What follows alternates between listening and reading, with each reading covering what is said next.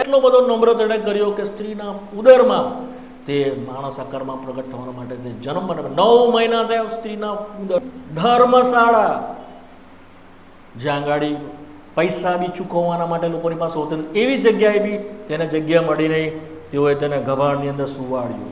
શું સારા કપડાં, શું સારા લુગડા, એક સામાન્ય કાપડ. સુથારના ઘરમાં રહ્યો 2 મંથ, 2 મહિના, 3 મહિના, 2 વર્ષ, 3 વર્ષ, કેટલા 30 વર્ષ. હાવ હમ્બલ હિમસેલ્ફ. તેણે પોતાને કેટલો નમ્ર કર્યો. માણસના દીકરાને માથું મૂકવાનું ઠામ કે ઠેકાણું. બધાને ઘર છે, બધાને સારી સુવિધા છે, પણ જ્યારે તે પૃથ્વી પર હતો, આકાશોનો ધણી, આકાશોમાં પણ સમાવેશ નહીં થઈ શકે એટલો મહાન પરમેશ્વર, બધું જ તેનું છે. તેણે કહ્યું પૃથ્વી મારી છે, આકાશ મારું છે, બધાનો માલિક છે ને ધણી. ખાવાનું પણ પૂરતું નહીં. એને ભૂખ લાગતી તારે કેટલીક બહેનો જે તેની આસપાસ તેની સેવા કરતી, તે તેઓને મદદ કરતી અને તે તેઓને આપતી તો તે ખાતો. તેને સુવાના માટે જગ્યા નહીં, આરામને માટે જગ્યા નહીં. જૈતુનના પહાડ પર જઈને તે આરામ કરતો. કહ્યું મારો જીવ કેવો થયો છે, મળવા જેવો ઘણો. એ ઉદાસ થવા લાગ્યો અને તેણે પ્રાર્થના કરવાની શરૂઆત કરી. અને એણે પ્રાર્થના 3 વખત મોટે ઘાટે પિતાને પ્રાર્થના કરી.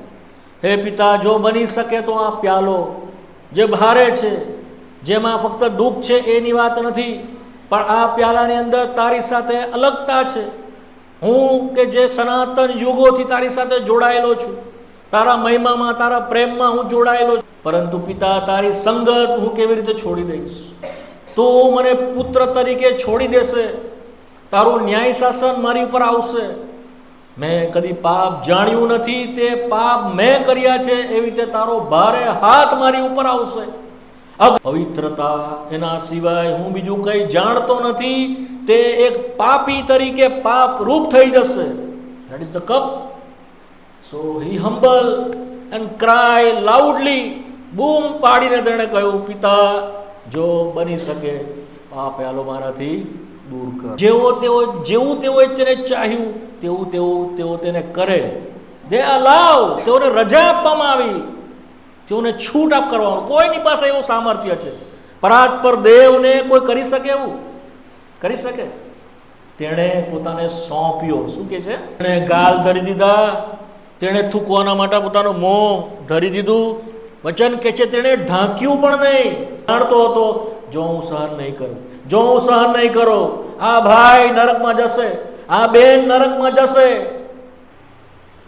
તેઓએ તેને મુખ્યો મારી. આ હું કંઈક સજા કરીને તેને છોડી મૂકીશ. આ એક કંઈક સજા હતી. કઈ સજા તેણે તેને કરી? સૌથી પહેલા તેણે કોરડો બનાવ્યો. એ કોરડો કેવો હતો? ચામડાનો. એમાં ચામડાની બધી પટ્ટીઓ હતી, એની આગળ બધી લોખંડની બધી લાગેલી હતી, આવી કડા જેવી સાંકળીઓ, અને લાંબો હતો.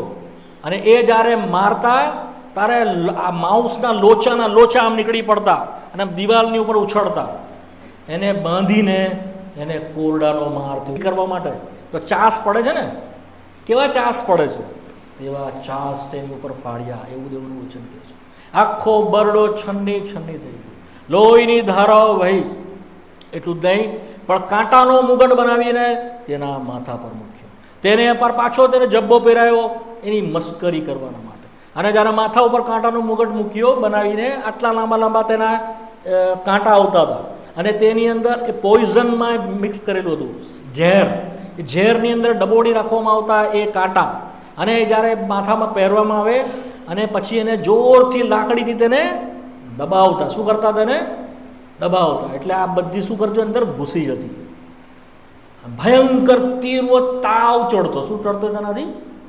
તાવ ચડતો. અસહનીય વેદના તેના મગજમાં, માથા ઉપર તેને થઈ.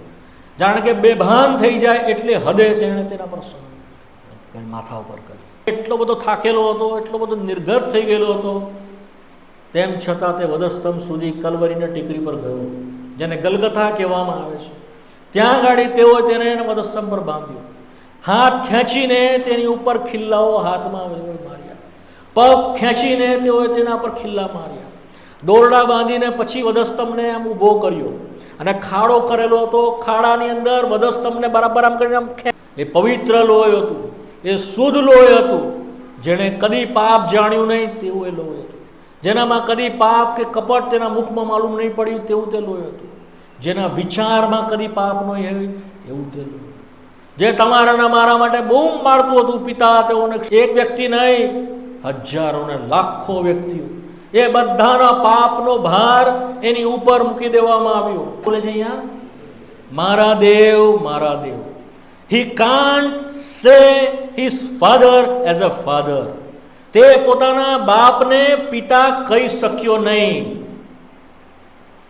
એના ઉપર જજમેન્ટ હતું, એની ઉપર ન્યાય શાસન હતું. એના ઉપર હવે દેવ જે ન્યાય શાસન કરી રહ્યો હતો તે બેઠો છે. હવે પિતા નથી, પૃથ્વીનો અદલ ઇન્સાફ કરનાર, જે પાપને સાખી શકતો નથી, પાપને જોઈ શકતો નથી, પવિત્રતામાં મહિમાવાન, સ્તોત્રમાં ભય ઉપજાવે એવો, પાપને બિલકુલ ચલાવી લે એવો નહીં, ચાહે એ પાપમાં પોતે એનો દીકરો કેમ ના હોય. કેમ કે દીકરો પાપ રૂપ થઈ ગયો. આ ધર્મની વાત નથી, આ ખ્રિસ્તી ધર્મની વાત નથી, આ કોઈ સારા બની જવાની વાત નથી. આ પાપ ક્ષમાની વાત છે, આ પાપમાંથી છોડાવવાની વાત છે, આ અંધકારમાંથી છોડાવવાની વાત છે. શું તમે છૂટ્યા? સહન કર્યું, તમાચા ખાધા, ગાલ પર અને મોં પર થૂક સહન કર્યું, ભાલાનો કુખમાં માર ખાધો, કાંટાનો મુગટ સહન કર્યો, પગમાં અને હાથ તુચકાર સહન કર્યો, ભૂખ અને તરસ વેઠી, નિંદા અને તુચકાર સહન કર્યો, પિતાની જુદાઈ સહન કરી, બાકી રે એવું મેં કઈ રાખ્યું નથી. શું તો પણ તમે તમારું મુખ ફેરવીને જતા રહેશો?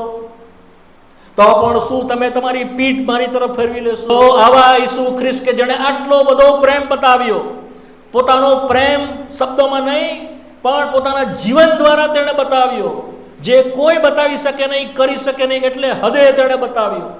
જો તેના પ્રત્યે આપણું હૃદય કઠણ થાય તો આપણને કોઈ બચાવી શકશે નહીં. દેવ હંમેશના માટે તમને તજી દેશે. ઓ પાપીઓ તરીકે આપણે તેના પાસે આવવું જ પડશે. થઈ જાય એ અર્થમાં પ્રભુનું દુઃખ સહન નથી, પણ પ્રભુનું દુઃખ સહન એટલા માટે છે કે જે ભારે શિક્ષા, ભારે દંડ ઈશ્વરનો કે જે માણસ જાતની ઉપર હતો અને છે તેનાથી બચાવવાના માટે, જે પ્રમાણે યોહાન 3:16 વાંચીએ છીએ કે દેવે જગત પર એટલી બધી પ્રીતિ કરી કે તેણે પોતાનો એકાકી જનિત દીકરો આપ્યો. એ સારું કે લોકોનો નાશ ન થાય પરંતુ તે અનંત જીવન પામે. સાફ સાફ લખેલું છે દેવનો દીકરાનો ઉદ્દેશ જેને મોકલવામાં આવ્યો, તેઓનો નાશ ન થાય પરંતુ તેઓ અનંત જીવન પામે, તેઓ બચી જાય આવનાર કાળના નાશથી. હંમેશા જે અગ્નિમાં પડવાનું છે, હંમેશા જે દુર્દશા અને ભયંકર દેવથી દૂર રહેવાની જે સજા છે માણસની ઉપર પાપને કારણે, તેનાથી બચાવવાના માટે બીજો કોઈ માર્ગ હતો નહીં, બીજો કોઈ રસ્તો હતો નહીં. માટે દેવે પોતે માણસ બનીને આ પૃથ્વી પર આવવું પડ્યું. એ આપણને ગુડ ફ્રાઈડે યાદ કરાવે છે. થોડી કલમોથી શરૂઆત કરીએ જેથી આપણને ખબર પડે આ બધામાં દેવનો પ્રેમ અને પ્રભુ ઈસુ ખ્રિસ્તના પ્રેમને આપણે જોઈએ છીએ. એફએસસી 5 અને 2 સાથે મળીને વાંચીએ. નવા કરારમાં 193 નંબરના પાના ઉપર. અને પ્રેમમાં ચાલો જેમ ખ્રિસ્તે તમારા પર પ્રીતિ રાખી અને દેવની આગળ સુવાસને અર્થે આપણી ખાતર સ્વાર્પણ કરીને પોતાનું બલિદાન આપ્યું તેમ. અહીંયા પણ યાદ કરાવે છે કે પ્રેમમાં ચાલો. કેમ?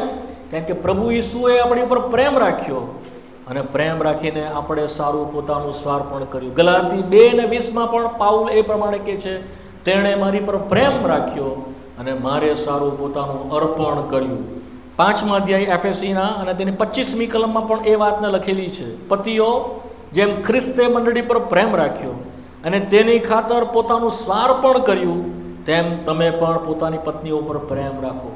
તેણે પ્રેમ રાખ્યો અને સ્વાર્પણ કર્યું. તેણે પ્રેમ રાખ્યો અને સ્વાર્પણ કર્યું, પોતાને આપી દીધો. જે આખા ગીતો આપણે આટલા બધા ગાયા એની અંદર પ્રભુ ઈસુ ખ્રિસ્તના પ્રેમ અને પ્રેમ અને પ્રેમ સિવાય બીજું આપણે કંઈ જોતા નથી કે તેણે બહુ પ્રેમ રાખ્યો અને આપણે સારું પોતાનું સ્વાર્પણ કર્યું. બીજું 1 પિત્તર અને તેનો 3જો અધ્યાય, पत्रस की पहली पत्री उसका 3 अध्याय और उसका 18 पद. પહેલું પિત્તર 3:18 જે પ્રમાણે ગુડ ફ્રાઈડે આપણે કહીએ છીએ, શુભ શુક્રવાર, પ્રભુ ઈસુ ખ્રિસ્તના મરણને યાદ કરી રહ્યું છે આખી દુનિયા, આખું જગત. પરંતુ દેવના વચનમાં પ્રભુ ઈસુ ખ્રિસ્તને મોકલવાનો જે ઉદ્દેશ છે તે પૂરી રીતે લોકો ન સમજવાના કારણે જીવનમાં કોઈ ફેરફાર આવતો નથી, જીવન બદલાતું નથી, સાચો પસ્તાવો લોકોના હૃદયમાં ઉત્પન્ન થતો નથી. થોડાક સમય માટે લોકો આંસુ વહેવડાવે છે, રુદન કરે છે, પસ્તાવો કરે છે, પરંતુ સાચા મનથી ફરતા નથી અને જીવનમાં બદલાણ દેખાતું નથી. થોડા મહિનાઓ, થોડા વર્ષો પ્રભુની પાછળ ચાલ્યા પછી તો પ્રભુને મૂકી દે છે, પ્રભુને અનુસરવાનું છોડી દે છે. કેમ? કારણ કે ખ્રિસ્તની પ્રીતિ, ખ્રિસ્તનો જે પ્રેમ છે, જે હદે તેણે પ્રેમ કર્યો તે આપણે સમજી શક્યા નથી. આ સંધ્યાએ પ્રભુ આપણી સહાય કરે અને પ્રભુ આપણને કૃપા આપે. કેટલા આપણે પાપી હતા, કેટલા આપણા અપવિત્ર, કેટલા બધા અશુદ્ધ, શિક્ષાની નીચે આપણે હતા, અંધકાર આપણા માટે રાહ જોઈ રહ્યો હતો, અનંતકાળની શિક્ષા, નર્ક આગની આપણી રાહ જોઈ રહી હતી અને આપણે તેની તરફ દોડી રહ્યા હતા. એણે આપણી ઉપર કૃપા કરીને વચ્ચેથી આપણને પછડી લીધા, અટકાવી દીધા. આપણા કાર્ય કરાયાથી નહીં, આપણા સારા કામથી નહીં, આપણે બહુ બધા સારા હતા અને બીજા કરતાં આપણે શ્રેષ્ઠ હતા અને આપણામાં કંઈ એવું ગમતું હતું ઈશ્વરને, એવા કોઈ પણ કારણ વગર તેને એ પસંદ પડ્યું કે તમને ને મને નામથી તેણે બોલાવ્યા. તે અગાઉથી આપણને જાણતો હતો, એક એકને ઓળખતો હતો. હજુ તો આપણે પેટમાં માના હતા તે પહેલાંથી તે આપણને ઓળખતો હતો, ત્યારથી તે આપણો દેવ હતો. અને અગાઉથી જાણવાના કારણે, પૃથ્વી બની તે પહેલાંથી જાણવાના કારણે એને ખબર હતી કે આ મારા વાલા લોક, આ મારા પ્રિય લોક, જેઓને મેં પસંદ કર્યા છે મારા માટે, તેઓ નાશમાં જતા રહેશે, બચી શકશે નહીં. પાપને કારણે કદી પણ તેઓનો છુટકારો થશે નહીં. કોઈ રસ્તો નહોતો. ઈસુ ખ્રિસ્ત કે જે દેવનો શબ્દ, પોતે દેવ, જે મહિમામાં હતું, જે ગૌરવમાં હતું, પરાક્રમમાં હતું, બધું મૂકીને તે નીચે ઉતરી આવ્યો. તે વિશે વાંચીએ છીએ ફિલિપીનું પત્ર, તેનો 2 અધ્યાય, તેની 6ઠી કલમ. ત્યાં 2-3 કલમ જોઈએ. ફિલિપીનો પત્ર, તેનો 2 અધ્યાય, તેની 6ઠી કલમ. સાથે મળીને 195 નંબરના પાના ઉપર નવા કરારમાં પોતે દેવના રૂપમાં છતાં તેણે દેવ સમાન હોવાનું પકડી રાખવાને ઈચ્છ્યું નહીં. 7મી કલમ વાંચો.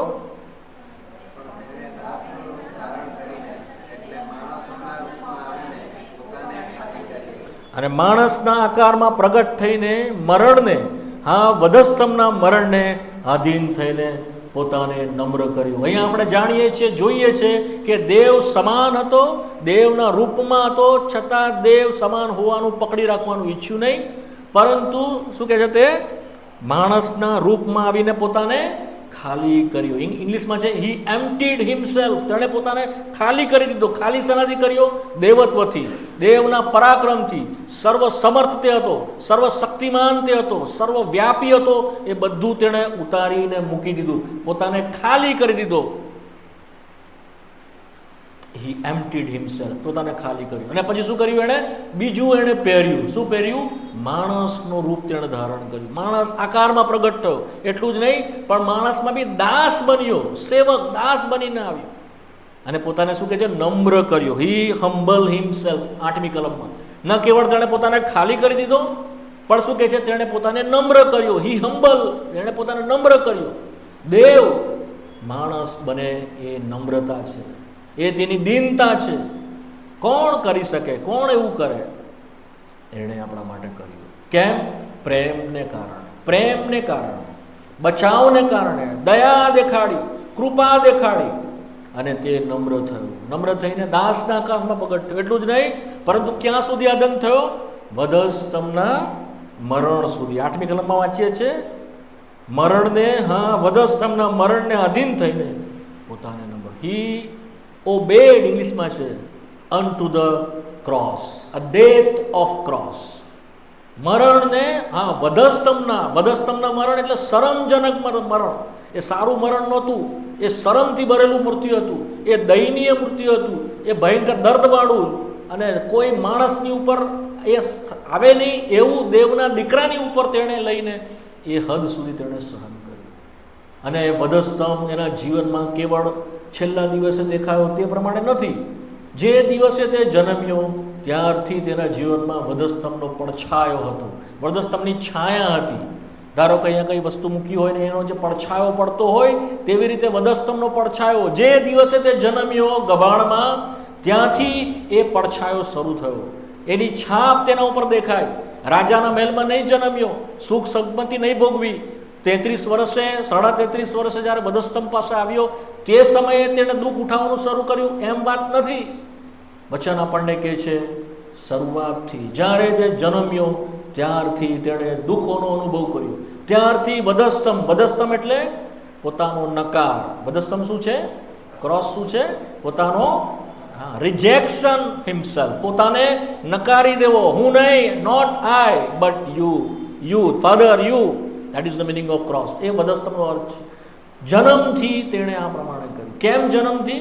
કારણ કે ત્યારે તેને જન્મવામાં આવ્યો, જે પ્રમાણે વાંચી ગયા કે તે માણસ આકારમાં પ્રગટ થયો. માણસ આકારમાં પ્રગટ થવા માટે સ્ત્રીના ગર્ભમાં તેણે જન્મવું પડે. શું તમે કલ્પના કરી શકો દેવ સ્ત્રીના પેટમાં આવે? Is it impossible? Possible is it? It is very impossible, but he did.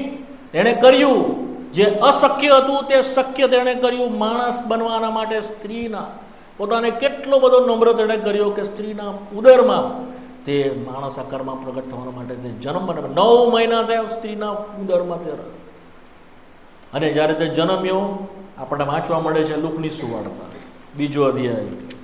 He has no place. પૃથ્વીની ઉપર તેને કોઈ જગા કે સ્થાન હતું નહીં. 2 અધ્યાય 7મી કલમ, લુક 2 અને 7 વાંચો.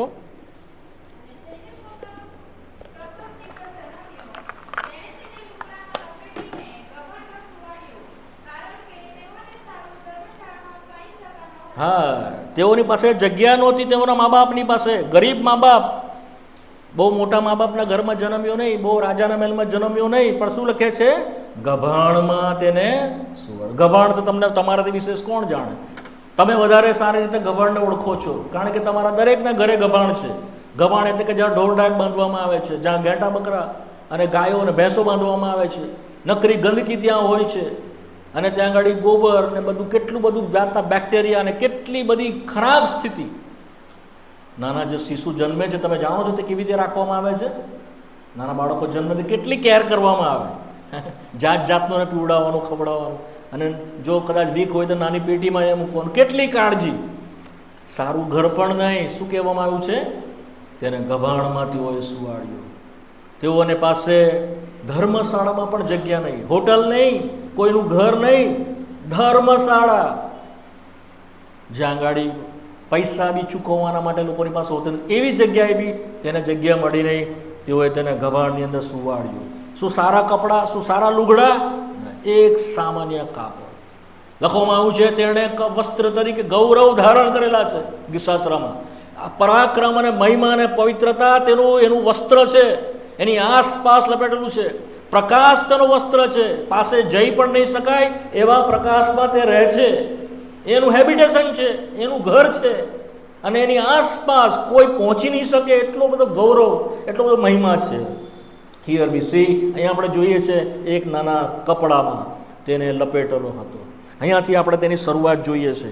નોટ ઓનલી ધેટ, ત્યાં એટલું જ નહીં, પણ જો તમે આગળ આવો તેનો ધીમે ધીમે તે વધતો ગયો. સુથારના ઘરની અંદર 2 અધ્યાય 51મી કલમ, લુકની સુવાર્તા 2 અધ્યાય 51મી કલમ. તે તેઓની સાથે ગયો, નાઝરત આવીને તે તેઓને અધીન રહ્યો, અને તેની માએ એ શરૂઆત તેના મનમાં રાખી. આ 12 વર્ષની ઉંમર છે તેની. તે સુથારના ઘરમાં રહ્યો, સુથારી કામ કરતો. એનું જીવન કોઈને પ્રગટ કરવામાં આવ્યું નથી. સીધું 12 વર્ષ પછી સીધું 30 વર્ષ તે વચ્ચેનું એનું જીવનને શાસ્ત્રએ સંતાડેલું છે. લોકો કલ્પના કરે છે આમ થયું તેમ થયું, પેલા ગયા ત્યાં ગયા. શાસ્ત્ર પ્રગટ કરતું નથી. It is hidden in the scripture. શાસ્ત્રમાં એને સંતાડી દેવામાં આવ્યું છે. શા માટે? It is a obedient life. તેનું આધીન થયેલું એવું જીવન. સુથારી કામ કરતો, કબાટ બનાવતો, ટેબલ બનાવતો, દરવાજા બનાવતો. He is a creator of everything. બધાનો બનાવનાર, જેના શબ્દથી બધું બને. એણે કહ્યું થાવ અને થઈ જાઓ, અજવાળું થાવ, અજવાળું થઈ જાય. સુથારના ઘરમાં રહ્યો. 2 મંથ, 2 મહિના, 3 મહિના, 2 વર્ષ, 3 વર્ષ, કેટલા? 30 વર્ષ. How humble himself. તેણે પોતાને કેટલો નમ્ર કર્યો. કોના માટે? તમારા અને મારા માટે. તેના પ્રેમની ખાતર તેણે કર્યું. ન કેવળ એટલું, પણ આપણે તો જોઈએ છે તેને જેમ જેમ જેમ જેમ વધતો ગયો સેવામાં તે તરત આવ્યો. સેવામાં આવતાની સાથે જ તેને માથું મૂકવાનું ઠામ કે ઠેકાણું નહોતું. તેને રહેવાના માટે કોઈ જગ્યા નહોતી અને તે એના વગર તે રહેતો હતો. ત્યાં વાંચ્ય છે જો 9મો અધ્યાય 58મી કલમ, લુકની સુવાર્તા 9મો અધ્યાય 58મી કલમ. કોઈના માટે તમે વાંચો? હા, લોકડાને દર હોય છે, આકાશના પક્ષીના માળા. હા, માણસના દીકરાને માથું મૂકવાનું ઠામ કે ઠેકાણું. બધાને ઘર છે, બધાને સારી સુવિધા છે, પણ જ્યારે તે પૃથ્વી પર હતો, આકાશોનો ધણી, આકાશોમાં પણ સમાવેશ નહીં થઈ શકે એટલો મહાન પરમેશ્વર, બધું જ તેનું છે. તેણે કહ્યું પૃથ્વી મારી છે, આકાશ મારું છે, બધાનો માલિક છે ને ધણી છે.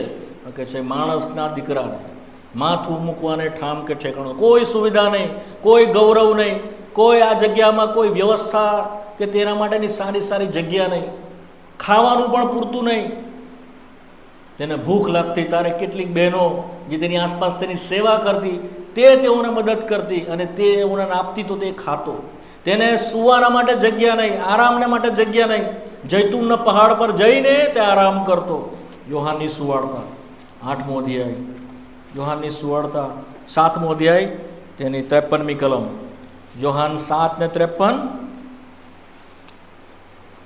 અને 8મો અધ્યાયની પહેલી કલમ વાંચો કોઈને. હા, પછી તેઓ પોતપોતાને ઘેર ગયા. 8મો અધ્યાય પહેલી કલમ. પણ ઈસુ ક્યાં ગયો? જૈતુનના.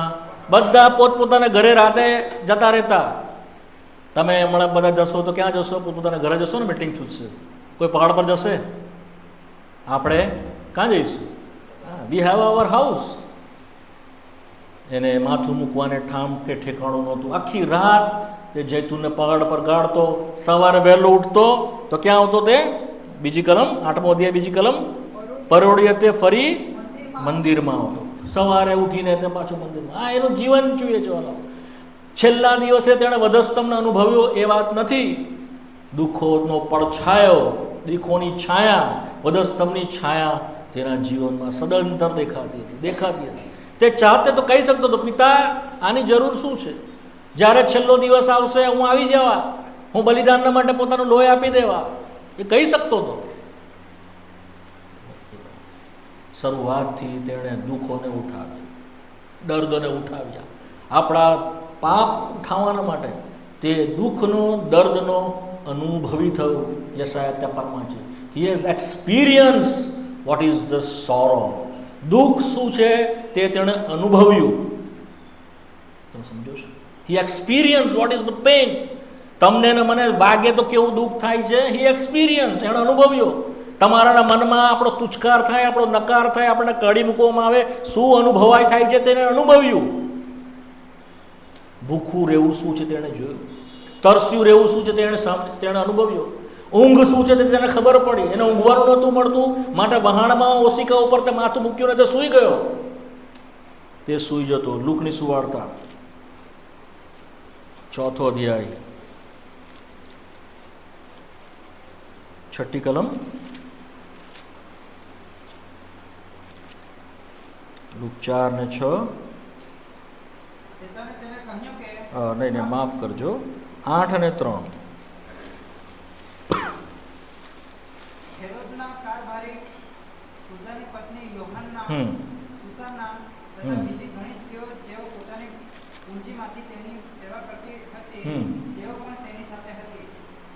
તેઓ તેની સેવા કરતી હતી. જો એ સ્ત્રીઓ પોતાના થોડાક બચતમાંથી એનું ભરણ પોષણ નહીં કરે તો એને એક ટંક ખાવાનું નહોતું. એક ટંક ખાવાનું નહોતું તેની પાસે. તેની પાસે નાણાં નહોતા, માટે એણે પિત્તરને કીધું કે જઈને પેલી માછલીમાં એને પેલા ઝાડ નાખ, એના મોંમાંથી કંઈ નીકળશે તારો ને મારા માટે કર ભરી દે. જ્યારે સમૃદ્ધમાં થઈને તે પસાર થયો. યોહાનની સુવાર્તાના 4થા અધ્યાયમાં આપણે વાંચીએ છીએ. સમૃદ્ધમાં પસાર થયો, એટલો બધો થાકી ગયો કે ત્યાં તે એના ઉપર બેસી ગયો. યોહાનની સુવાર્તા 4થો અધ્યાય 6ઠી કલમ, યોહાન 4:6 વાંચીએ ઝડપથી. હા, ઈસુ ચાલવાથી થાકેલો હોવાથી કૂવા પર એવો ને એવો જ ફસડાઈ પડ્યો. ઇંગ્લિશમાં એ પ્રમાણે છે. દેવ છે, એને શું વાંધો આવે, એને શું દુઃખ થાય, એને ક્યાં થાક લાગે, એવું વાત નથી. એ એક્સપિરિયન્સ, શું થાક છે, શું ઊંઘ છે. એટલી બધા લોકો જ્યારે ભેગા થતા અને એની પાસે આવતા અને જ્યારે તે સમાચાર આપતો, તેને ખાવાના માટે સમય નહોતો. જો વાંચીએ છીએ માર્કની સુવાર્તા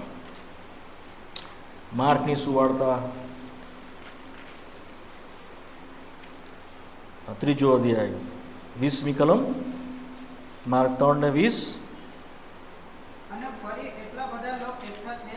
હા, એટલા બધા લોકો ભેગા થતા હતા ખાવાના માટે, રોટલી ખાવાના માટે બી તેને અવકાશ કે સમય નહોતો. સો મારું જે કહેવાનું આશય શું છે, આ જગતમાં હજુ તો તે વધસ્તંભ સુધી પહોંચે, હજુ તો તે દુઃખોને અનુભવમાં સાચા અર્થમાં આવે, તે પહેલાંથી દુઃખોનો તો અનુભવી થયો. સૂકી ભૂમિમાં જળની પેટે તો ઉગ્યો, એ પ્રમાણે યશાયા 53માં આપણે વાંચીએ છીએ. અને તે તુચકારાયેલો, નકારાયેલો. આ જગતની અંદર બહુ વૈભવની સાથે લોકો બહુ વખાણ કરતા હોય, બહુ એની એ કરતા હોય, એની પાછળ ફરતા, એવું નહોતું. એકલો અટુલો. કેટલીક વાર, થોડીક વાર શિષ્યોના થોડાક શબ્દોથી તેને રાહત મળતી, તેને પ્રેમ મળતો, તેને આશ્વાસન મળતું, તેને દિલાસો મળતો થોડોક સમયના માટે. પણ ઘણીવાર ગેરસમજ તેના શિષ્યો તેને કરતા અને તેનાથી સમજવાના ન સમજવાના કારણે તે ફરીથી તેઓથી દુઃખી થઈ જતો. કોઈ આ જગામાં, દુનિયામાં તેને સંતોષ આપી શકતો નહીં. એવી રીતે તે ઉઠ્યો, આ પૃથ્વી પર રહ્યો અને ચાલ્યો. પરંતુ જ્યારે સમય આવ્યો અને એને ખબર પડી કે હવે મારા દિવસો પૂરા થવા આવ્યા છે, જે ઉદ્દેશ હતો દેવનો, તેને ખબર હતો કે મને મોકલવાનો ઉદ્દેશ જીવવાનો નથી, મને મોકલવાનો ઉદ્દેશ મરવાનો છે. શું એને શું ખબર હતી? મને મોકલવાનો ઉદ્દેશ શું છે? મરવાનો છે. I have to die on the cross. આખા જગતના પાપોના માટે, સર્વ લોકોના ઉદ્ધારના માટે દેવે જે મને ઉદ્દેશ મોકલ્યો છે તે આ જગતમાં જીવવું નહીં, પણ પોતાનું સ્વાર્પણ કરવું, પોતાને આપી દેવું. માટે આપણે વાંચીએ છીએ લુકની સુવાર્તા તેના 9મા અધ્યાયની અંદર 51મી કલમ. લુક ચैप्टर 9:51. लुका 9 और 51 पढ़िए. किसी को मिले वो पढ़ वाँचो.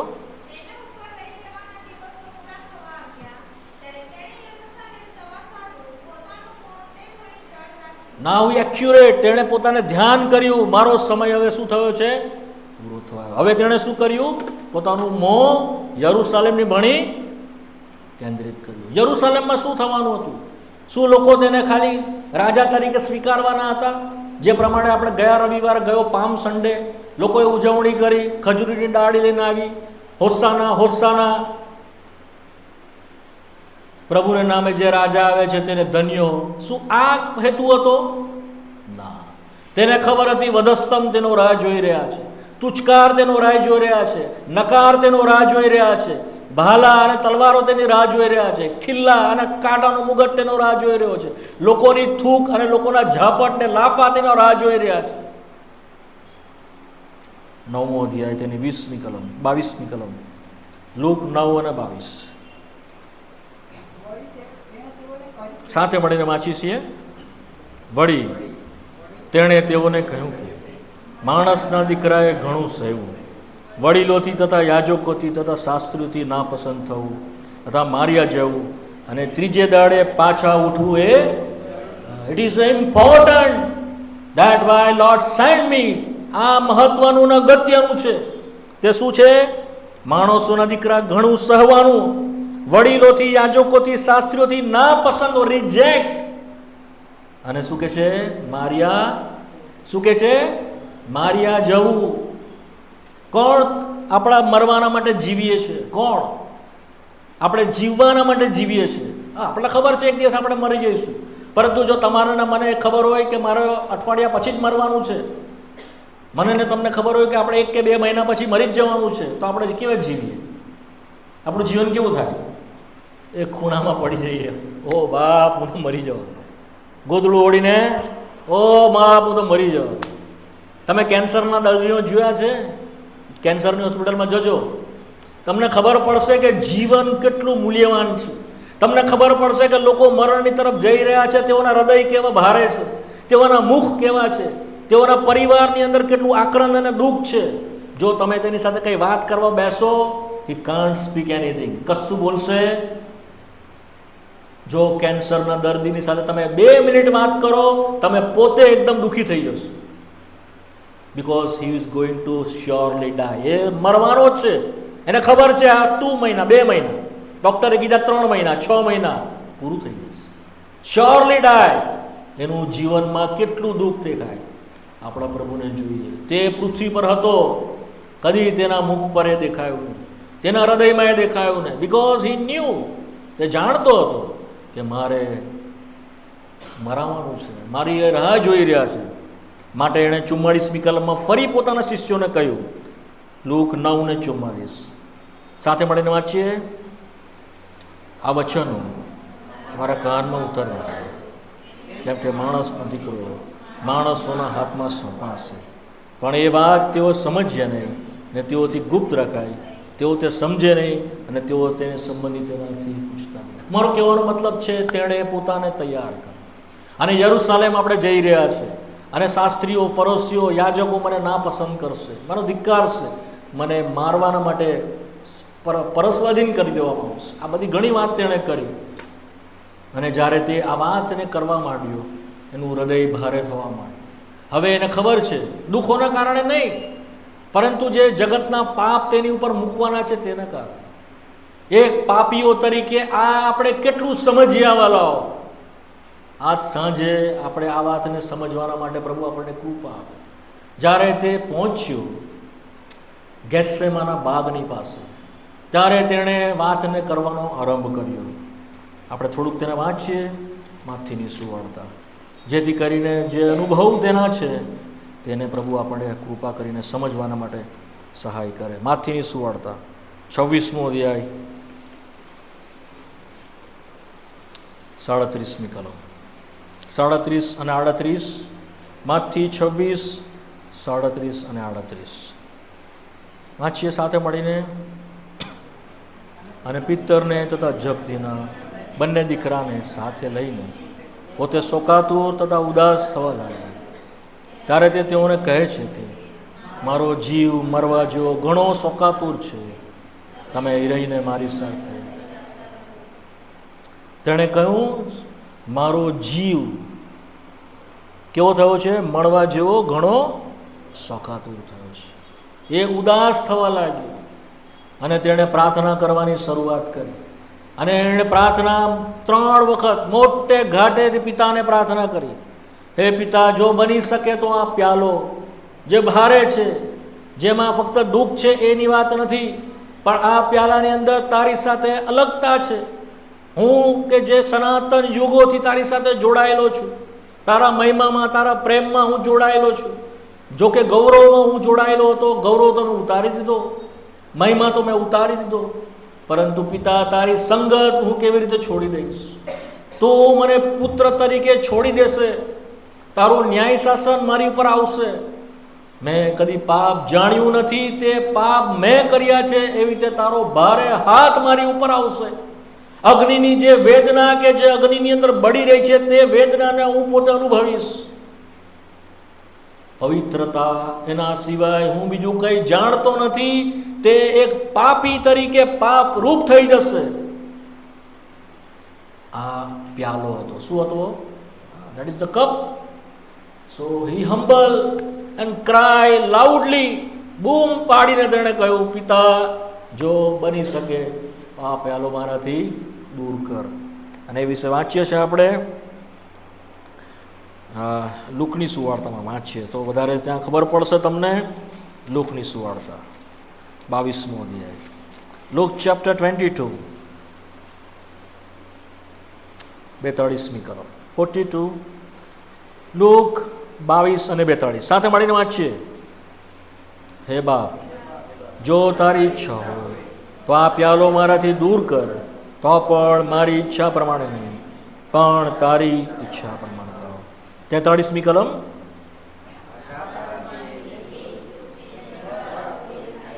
ચુમ્માળીસમી કલમ.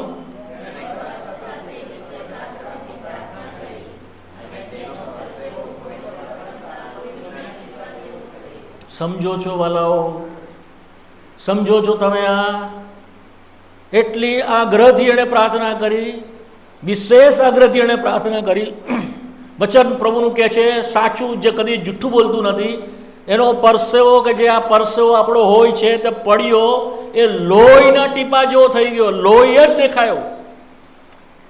સાયન્ટિસ્ટ અને સાયન્સ એવું કહે છે કે જ્યારે એકદમ સ્ટ્રેસ એ હદે માણસનું જતું રહે, એ વેદના કે જે માણસની એટલી હદે જતી રહે કે આપણો પરસેવો તે લોહીમાં રૂપાંતર થાય, પણ આ કક્ષા બહુ ઓછાની સુધી પહોંચે છે. કેટલી વેદના તેની માનસિક સ્થિતિ હશે. જે પ્રમાણે આપણે માથીની સુવાર્તામાં વાંચી ગયા, મારો જીવ મરવા જેવો શોકાતુર થયો છે. આ અનુભવ તે હતો. માટે એણે કહ્યું બની શકે તો દૂર કર, અને પરસેવો લોહીના ટીપા જેવો થયો. વચન કહે છે કે એક દૂત તેને બળ આપતો દેખાયો. The angel came and given him to strength. શું ખ્રિસ્ત બળવાયો નહોતો? શું તેનામાં બળ નહોતું? શું ખ્રિસ્તમાં સામર્થ્ય નહોતું?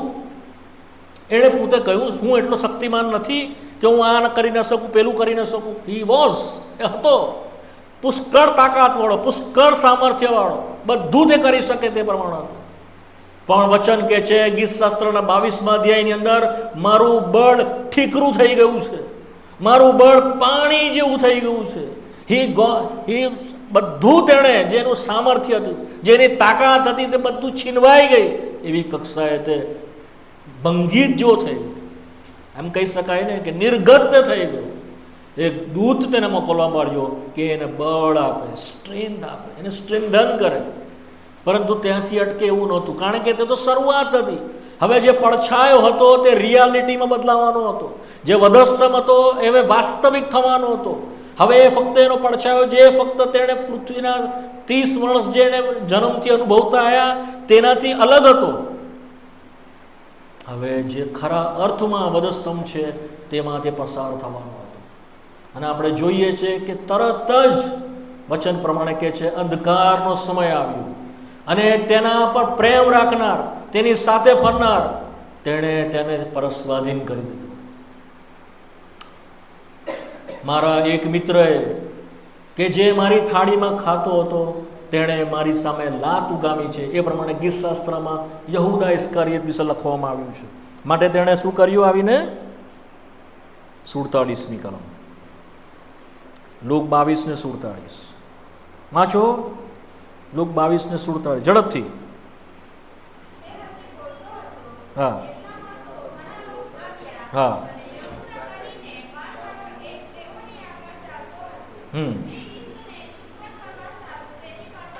48.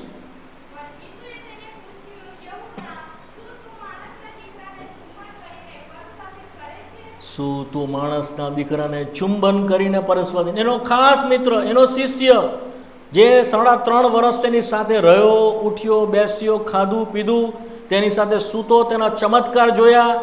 આપણા જેવો, આપણે જેને પોતે ખ્રિસ્તી કહીએ છીએ, આપણે કે જેઓ પોતાને પ્રભુના વિશ્વાસી કહીએ છીએ, તેઓ ગાઢ પ્રભુની સાથે પ્રભુના પીઠમાં તેણે ખંજર કે ચાકુ માર્યું. એના જેવું કામ તેણે કર્યું. કેવી રીતે કર્યું? ચુંબન કરીને. કેવી રીતે કર્યું? ચુંબન કર્યું. શું આ વેદના ખ્રિસ્તના હૃદયને વિધિ નથી નાખતી? વિધિ નાખે છે. તમને અને મને કોઈ પુષ્કળ પ્રેમ બતાવીને જો છેતરે તો તમને જે દુઃખ કોઈ આપણને મારે એના કરતાં વધારે છે. કોઈ આપણા હૃદયને છેતરી નાખે અથવા આપણો આપણી સાથે દગો કરે તો એ જે દુઃખ છે તે દુઃખ વર્ણનની. અને જો એ દુઃખ આપણો પોતાનો કરે, આપણો અંગત કરે, આપણો ખાસ કરે, આપણી સાથે રહેનાર કરે, આપણો પતિ કરે, આપણો પત્ની કરે, આપણા બાળકો કરે, આપણા મા બાપ કરે, તો એની જે વ્યથા છે તે વર્ણનની બહાર છે. તેણે એ વ્યથાને ઉઠાવી અને તેઓએ તેને શું કર્યું? આવીને તેને પકડી લીધો. શું કર્યું તેઓએ તેને? હા, વાંચીએ છીએ 50મી કલમ. ના, તેઓએ તેને પકડી લીધો. ચાલો માથીની સુવાર્તામાં વાંચી જઈએ. માથીની સુવાર્તા 26મો અધ્યાય 50મી કલમ વાંચો. 26 ને 50, માથી 26 ને 50. હા હા હા હા.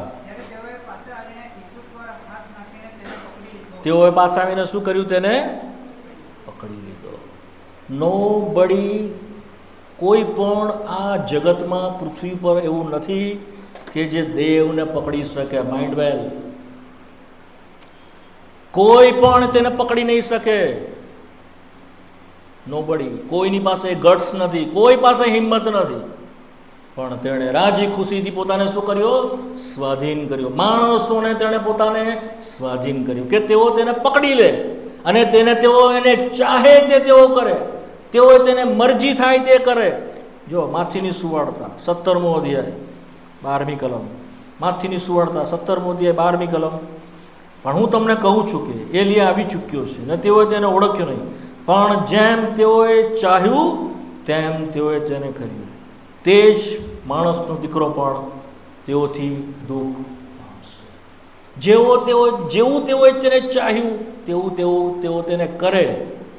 ફ્રી વિલથી. જો તેઓ તેને મારવા ચાહે તો તેને મારે, જો તેઓ તેના પર થૂકવા ચાહે તો તેના પર થૂકે, જો તે તેને લાભો મારવા ચાહે તો દે અલાવ. તેઓને રજા આપવામાં આવી, તેઓને છૂટ કરવામાં. કોઈની પાસે એવું સામર્થ્ય છે પરાત પર દેવને કોઈ કરી શકે? એવું કરી શકે? તેણે પોતાને સોંપ્યો. શું કે છે? હા, તેઓએ તેને પકડી લીધો. અને 53મી કલમમાં શું કે છે? તરવાર કાઢી પિત્તરે કાન કાપી નાખ્યો. તરત પ્રભુએ કહ્યું કે તારી તરવાર તારી મ્યાનમાં નાખ. 52મી કલમ, માથી 26 ને 52. હવે 53મી કલમમાં શું કે છે? માથી 26 ને 53 સાથે મળીને. શું તું એવું ધારે છે કે સાથે શું તું એવું ધારે છે કે હું એવો શક્તિમાન નથી કે જો મારા બાપની પાસે માંગું તો તે હમણાં જ દૂતોની 12 ફોજ કરતાં વધારે મારી પાસે નહીં મોકલી દે? દૂતોની 12 ફોજ કરતાં વધારે મોકલી દે. યશાયા 37 ને 36માં લખવામાં આવ્યું છે, એક દૂતે 1,85,000 માણસને મારી નાખ્યા. કેટલા? 1,85,000. યશાયા 37 ને 36માં એક જ દૂતે આટલા બધા લોકોને મારી નાખ્યા. પ્રભુ કહે છે કે જો હું પ્રભુને કહું તો 12 કરતાં વધારે ફોજ મોકલી આપે દૂતની. એક ફોજમાં કેટલા ખબર છે? 6,000 દૂત છે. કેટલા છે એક ફોજમાં? 6,000 એન્જલ. કેટલા થાય? 12 છકા કેટલા લોકોને મારી શકે? એણે બોલાવ્યા. એણે ઉલટાનું કહ્યું, તમે જેમ હું ચોર ડાકુ લૂંટારું છું તેમ મને પકડવાના માટે આવ્યા છો. જ્યારે હું મંદિરમાં બોધ કરતો તો ત્યાં તમે મને કેમ નહીં પકડ્યો? ત્યાં તમે મને કેમ નહીં બોલાવ્યો? તમે ત્યાં આગળ મારી પર હાથ કેમ નહીં નાખ્યો? પરંતુ હું ચોર ગણાવ, હું ડાકુ ગણાવ એમ તમે મને મારી સામે લાકડીઓ, ભાલાઓ અને તલવાર લઈને આવ્યા છો. વચન પૂરું થાય માટે. જે પ્રમાણે યશાયામાં તેના વિશે લખવામાં આવ્યું, તે અપરાધીઓમાં ગણાયો. તે અપરાધીઓમાં માટે તેને એક ડોકુની જેમ, એક ચોરની જેમ તેની પર તેણે હાથ નાખ્યો. શું તેણે ચોરી કરી હતી? શું તેણે ડાકો નાખ્યો હતો? શું તેણે કોઈનું ખોટું કર્યું હતું? વચન કહે છે તેણે સઘળાનું ભલું કર્યું. તે ભલું કરતો આવ્યો. તેણે કોઈનું ખોટું કર્યું નહીં. તેણે આંધળાઓને આંખે આપી, તેણે લૂલા લંગડાઓને ચાલતા કર્યા, તેણે મૂંગાઓને બોલી આપી. તેણે શું નહીં કર્યું? તેણે મરેલાઓને સજીવન કર્યા. શું એવું હતું કે તેણે આ સહન કરવું પડે? તમારા અને મારા પાપ. શું છે? તમારા અને મારા. આ ધ્યાનમાં રાખજો વાલા. આ જે કંઈ વીતી રહ્યું છે તે સૈનિકો, ફરોશીઓ, શાસ્ત્રીઓ કરી રહ્યા નથી. આ જે કંઈ તેના પર આવી રહ્યું છે, જે કંઈ થઈ રહ્યું છે એ તમારા અને મારા પાપ છે. શું છે? શું છે? તમારા અને મારા. એ આપણે છે. આપણે એને આ કરી રહ્યા છે. એ મગજમાં રાખજો, મનમાં રાખજો. આપણે શરૂઆતમાં જ કલમમાં વાંચી ગયા. પાપની ખાતર, આપણા પાપની ખાતર ખ્રિસ્તે આ બધું સહન કરવું પડ્યું. નહીં તો એને સહન કરવાની જરૂર પડતે નહીં. એને ઉપરથી ઉતરવાની જરૂર પડતે નહીં. એને ઉપરથી એટલા માટે ઉતરવું પડ્યું તમને ને મને બચાવે. તમને ને મને નરકના અગ્નિથી બચાવે, તમને ને મળે અનંત કાળ સુધી કે જેનો કોઈ અંત નથી એવા ભઠ્ઠીથી તમને ને મને બચાવી લે. પ્રભુ આ સવારે આ સાંજે આપણી સહાય કરે વાલાઓ, એના દુઃખ સહનને આપણે સમજીએ, આપણી આંખોને તે ખોલે, આપણા હૃદયને તે જગાડે. માટે અમે ખ્રિસ્તને સાક્ષાત તમારી આગળ પ્રગટ કરી રહ્યા છીએ. દેવનો આત્મા, દેવના વચન લઈને પૂરેપૂરો ખ્રિસ્તને તમારી આગળ જે એણે સહન કર્યું તે પ્રગટ કરી રહ્યો છું. એણે કોઈ એવું કર્યું નહોતું જે પ્રમાણે તેના પ્રમાણે થાય. વચન આપણે વાંચીએ છીએ 56મી કલમમાં આ બધું થયું, બધા શિષ્યો તેને મૂકીને નાસી ગયા. અને ટ્રાયલ શરૂ થઈ. શું થઈ? ટ્રાયલ એટલે શું કહેવાય ગુજરાતીમાં એને? ટ્રાયલ શરૂ થઈ. હવે એના પર કેસ ચાલુ થયો. શું થયો? બહુ બધા કેસના પડાવ છે, પણ મુખ્ય બે છે. એક છે ધાર્મિક કેસ અને ત્યાર પછી છે ન્યાયિક એટલે કે રોમનોનો કેસ. સૌથી પહેલા તેનો ધાર્મિક કેસ શરૂ થયો. આ બનાવી છે ઘટના રાત્રે 12 વાગે. કેટલા વાગે બની? રાત્રે 12 વાગે તેને પકડ્યો તેઓએ ગેથસેમાના બાગમાં. રાત્રે 12 વાગ્યાથી લઈને સવારના 8:30 સુધી તેને એક જગ્યાએથી બીજી જગ્યાએ ખેંચીને ઘસડીને લઈ ગયા. બેસવાનું નહીં, સૂવાનું નહીં. એક ક્ષણ માત્ર પણ તેણે પોતાના આંખના પોપચાને બંધ થવા દીધા નથી. એક ક્ષણ માત્ર પણ નહીં. સૌથી પહેલા તેઓ તેને લઈ ગયા અન્નાસના ત્યાં. ક્યાં લઈ ગયા તેઓ તેને? યોહાનની સુવાર્તા 18મો અધ્યાય. યોહાનની સુવાર્તા 18મો અધ્યાય. ઝડપથી આવી જાઓ. યોહાનની સુવાર્તા 18મો અધ્યાય 12મી કલમ. ઝડપથી વાંચો. 18 ને 12. યોહાન 18 ને 12. હા હા હા હા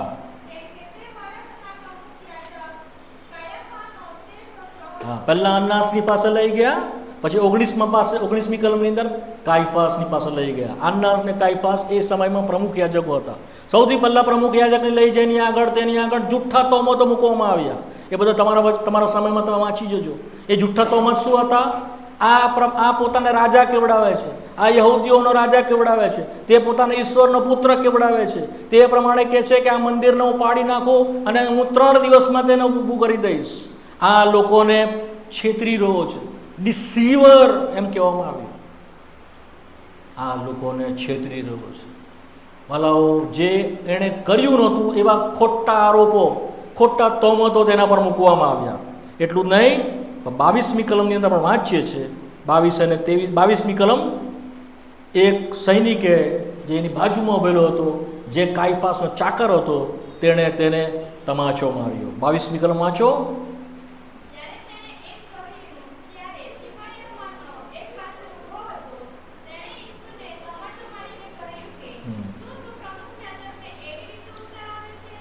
તેણે તમાચો ખાધો.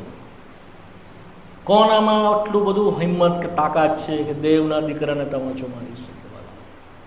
Nobody is in this world. કોઈ નહીં. બનાવો. તેણે પોતાનો ગાલને ધર્યા કે જેથી કરીને તેઓ તેને તમાચો મારે.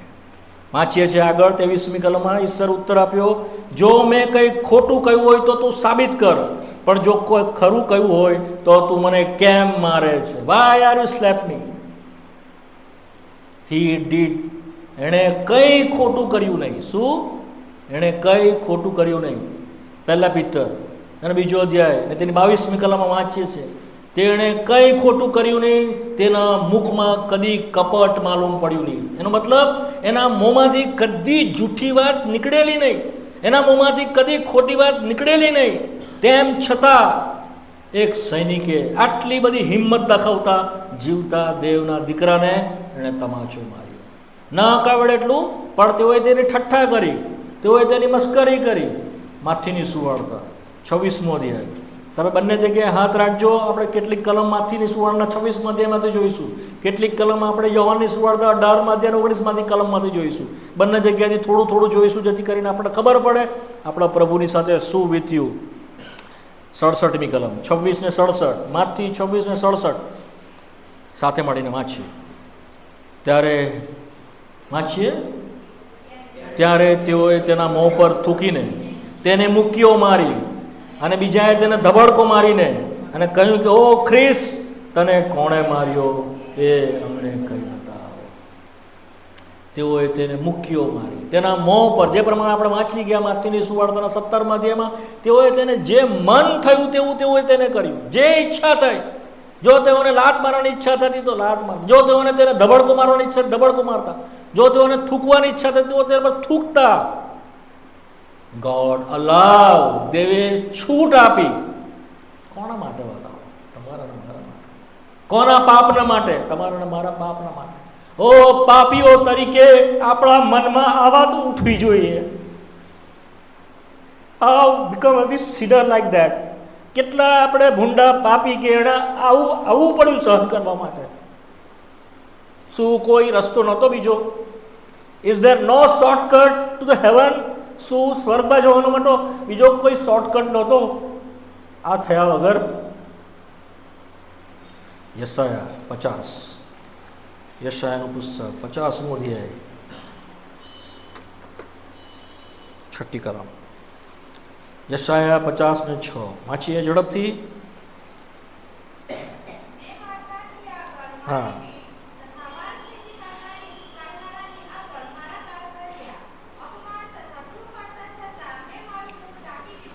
તેણે ગાલ ધરી દીધા, તેણે થૂકવાના માટે પોતાનું મોં ધરી દીધું. વચન કે છે તેણે ઢાંક્યું પણ નહીં, લૂછ્યું નહીં એમ નથી. લઈ આપણને પણ જો કોઈ ગાડી ચલતા હોય ને કોઈ થૂક પડે, થોડુંક કોઈ થૂકી જાય, એ થૂકના છાંટા પડે, હાઉ વી રિએક્ટ.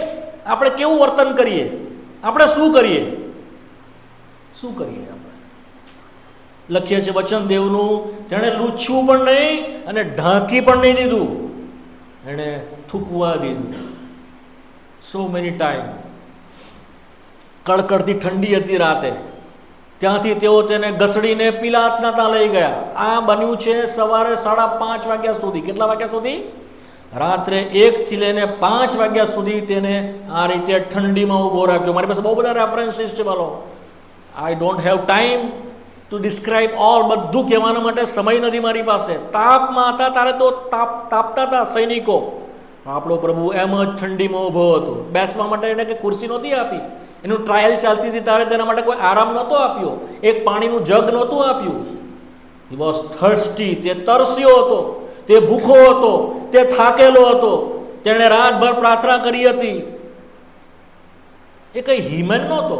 એની પાસે કઈ બહુ બોડી બિલ્ડર જેવી તાકાત નહોતી. લાઈક મેન, તમારા ને મારા જેવો સિંગલ બોડી.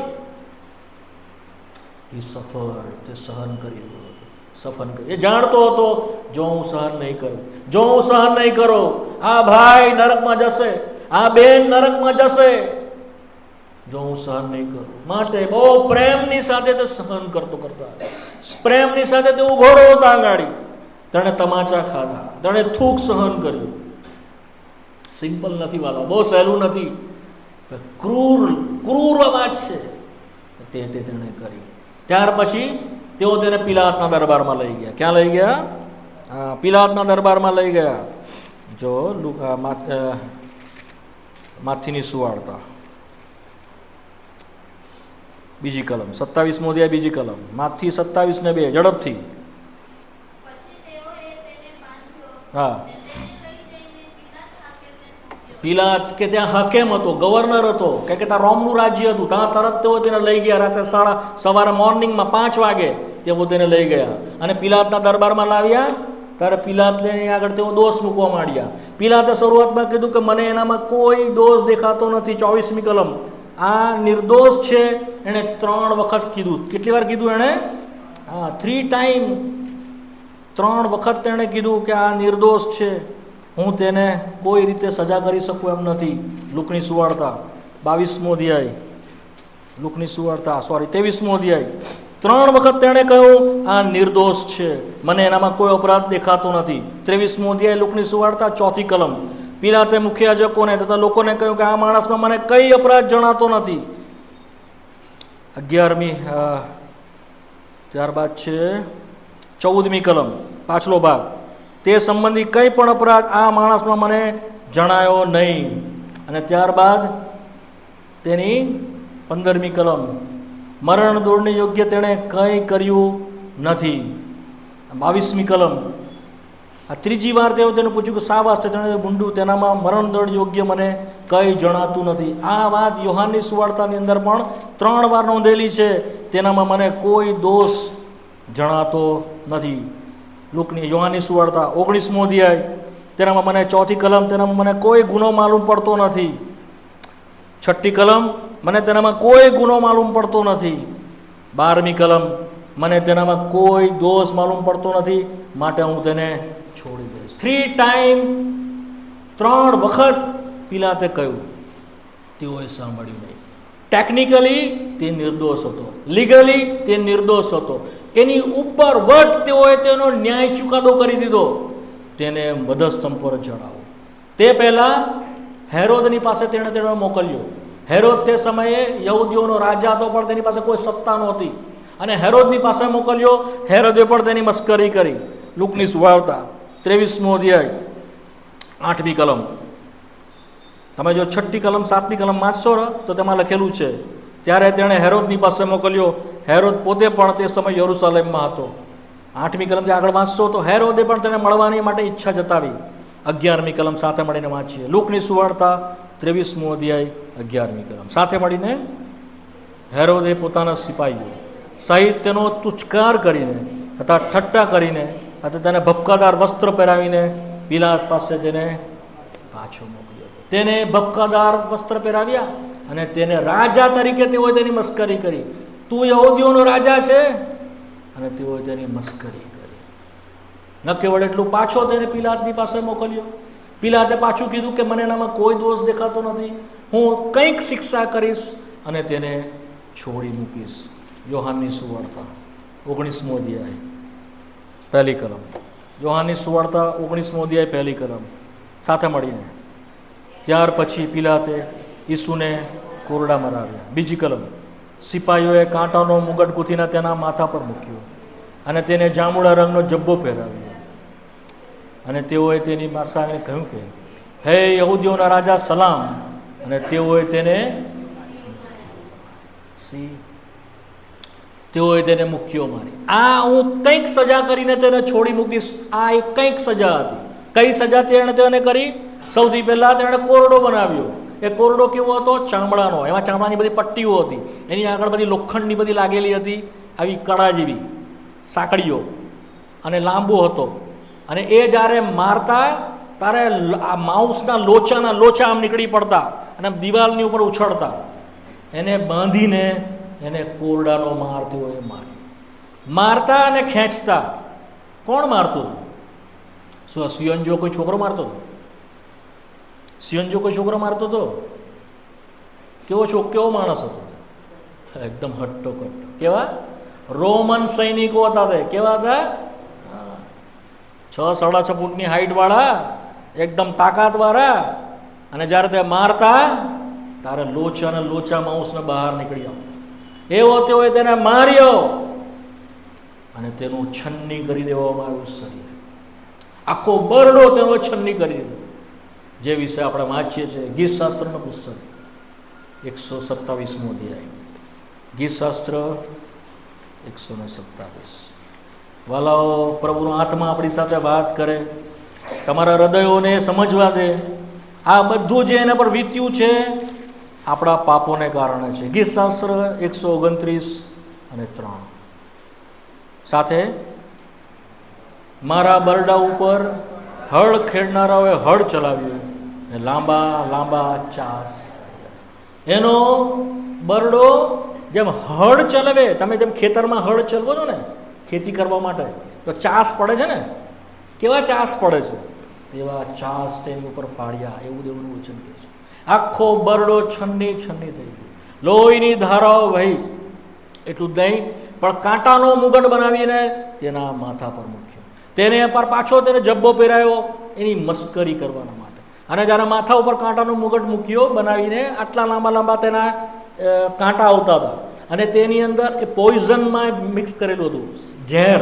એ ઝેરની અંદર ડબોડી રાખવામાં આવતા એ કાંટા. અને જ્યારે માથામાં પહેરવામાં આવે અને પછી એને જોરથી લાકડીથી તેને દબાવતા. શું કરતા? તેને દબાવતા, એટલે આ બધી શું કરતી અંદર ઘૂસી જતી. ભયંકર તીવ્ર તાવ ચડતો. શું ચડતો તેનાથી? તાવ ચડતો. અસહનીય વેદના તેના મગજમાં માથા ઉપર તેને થઈ, જાણે કે બેભાન થઈ જાય એટલે હદે તેણે તેના પર સહન માથા ઉપર કરી. જેના માથાની ઉપર હજારો લાખો મુગટો મૂકવામાં આવે, જે શિરોમણી છે, ગીતોના ગીતમાં વાંચીએ છીએ તે હજારોમાં 10,000ઓમાં શિરોમણી છે, તેના શિર એટલું બધું મૂલ્યવાન છે, તેને છન્ની થવાના માટે, લોહીથી લગબોધ થવાના માટે આપી દીધું. કોઈ ઉપશબ્દ તે કયો નહીં. શું તેને દુઃખ નહીં થતું હોય? શું તેને વાગતું નહીં હોય? એક નાની ટાંકણી તમે લો, ટાંકણી એક સોય અને આ મારો આંગળીમાં, ખબર પડે આપણને. બહેનોને ખબર છે, તમે સીવો છો તો જરાક જો લાગી જાય તો બાપરે બહુ વાગ્યું થાય છે ને. હા, છન્ની થઈ ગયું. શું એણે પાપ કરેલું માટે? શું એણે કંઈ ખોટું કરેલું માટે?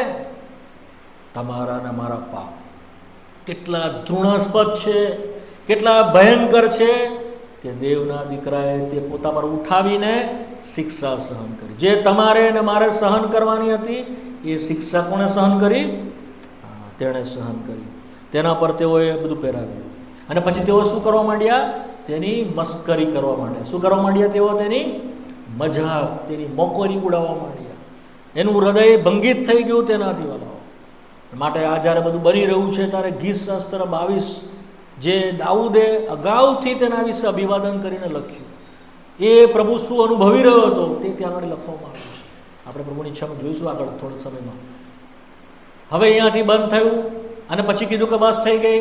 પાછો પિલાત એને લઈને આવ્યો, જો આ તમારો રાજા, હવે મેં એને બરાબર શિક્ષા કરી દીધી છે, હવે તમે સંતુષ્ટ છો, ચાલો એને મોકલી આપું, ચાલો એને ઘરે જવા દો. એવું થયું? હજુ તેઓનું રોષ ભરાયેલો નહીં. હજુ તેઓના પાપની શિક્ષા આપવાના માટે બાકી હતી. એને કહ્યું તેને વધસ્તંભ પર જોડો. તેઓનો ભગસ્તંભ પર વચન કે છે તેઓના ઘાંટા આખરે ફાવ્યા. શું કે છે? તેઓના ઘાંટા આખરે ફાવ્યા અને તેઓએ તેને વધસ્તંભ પર ચડાવવાના માટે સોંપી દીધો. 19મો અધ્યાય 16મી કલમ. 19મો અધ્યાય 16મી કલમ. આપણે 15મી કલમ વાંચીએ પહેલાં, પછી 16મી કલમ. 19મો અધ્યાય 15મી કલમ. ત્યારે તેઓએ મોટા પોકાર કરીને કહ્યું કે એને દૂર કરો, દૂર કરો, વધસ્તંભ પર જોડો. પિલાતે તેઓને કહું છું, હું તમારા રાજાને વધસ્તંભ પર ચડાવું? મુખ્ય યાજકોએ તેને કહ્યું, કૈસર સિવાય અમારે બીજો કોઈ રાજા. 16મી કલમ સાથે ત્યારે તેણે તેને વધસ્તંભે જણાવવાને તેઓને સોંપ્યું. તેથી તેઓ ઈસુને પકડીને તેઓએ તેને વધસ્તંભ પર ચડાવવાના માટે તેને સોંપી દીધું. વધસ્તંભ પર ચડાવવાના માટે આડા અને ઊભા લાકડા લાવવામાં આવ્યા, પાથરવામાં આવ્યા, તેની પર ખેંચીને તેને તેના ઉપર બાંધવામાં આવ્યું. તે પહેલાં તો તેઓએ વધસ્તંભ ઉચકીને કલવરી સુધી તેને આખો બહુ મોટો પહાડ છે અને આખું ચડીને જવાનું છે. પહેલાં તો તેને તેના પર ઉચકાવીને ચલાવ્યો, પછી ચાલી શકતો નહોતો તો તેણે યુસફ નામના એક વ્યક્તિને બોલાવીને એની પાસે વધસ્તંભ પરાણે ઉચકાવ્યો. અને તે એટલો બધો થાકેલો હતો, એટલો બધો નિર્ગત થઈ ગયેલો હતો, તેમ છતાં તે વધસ્તંભ સુધી કલવરીને ટેકરી પર ગયો, જેને ગલગથા કહેવામાં આવે છે. ત્યાં ગાડી તેઓએ તેને વધસ્તંભ પર બાંધ્યો. હાથ ખેંચીને તેની ઉપર ખિલ્લાઓ હાથમાં માર્યા, પગ ખેંચીને તેઓએ તેના પર ખિલ્લા માર્યા, દોરડા બાંધીને પછી વધસ્તંભને આમ ઊભો કર્યો અને ખાડો કરેલો હતો. ખાડાની અંદર વધસ્તંભને બરાબર આમ કરીને આમ ખેંચીને નાખ્યો, એટલે આખો વધસ્તંભ આમ પડ્યો આમ અંદર. આખું શરીર તેનું 4 એટલે 3 ખિલ્લાની ઉપર આખું શરીર તેનું લટકાયેલું હતું. કેટલા ખિલ્લાની ઉપર? 2 હાથમાં અને 1 પગમાં જોઈન્ટ કરીને. માટે એ બધું બાઉસ અહીંયાથી ફાટી ગયું. ખિલ્લાનો ભાર તેના હાડકાઓ ઝીલતા હતા. એના હાડકાની ઉપર આખું તેનું વજન હતું. અને જ્યારે આવી રીતે બાંધી દેવામાં આવે ત્યારે આખું ખેંચાઈ જાય છે આખું શરીર. અને તેઓએ તેને દોરડાથી ખેંચીને ઉપર બાંધ્યો. આજુબાજુ 2 ચોરને તેઓએ લટકાવ્યા. અને આ વેદનાની અંદર પ્રભુ ઈસુ ખ્રિસ્ત જ્યારે હતો તારે ખિલ્લાની ઉપર એ લોહી ઉતરી આવતું હતું, એ વધસ્તંભની ઉપર એ લોહી ઉતરી આવતું હતું. અને એ લોહી બૂમ પાડીને કહેતું હતું, તેઓને ક્ષમા કરો, તેઓને ક્ષમા કરો. એ નિર્દોષ લોહી હતું, એ પવિત્ર લોહી હતું, એ શુદ્ધ લોહી હતું. જેણે કદી પાપ જાણ્યું નહીં તેવું એ લોહી હતું. જેનામાં કદી પાપ કે કપટ તેના મુખમાં માલુમ નહીં પડ્યું તેવું તે લોહી હતું. જેના વિચારમાં કદી પાપ ન હોય એવું તે લોહી.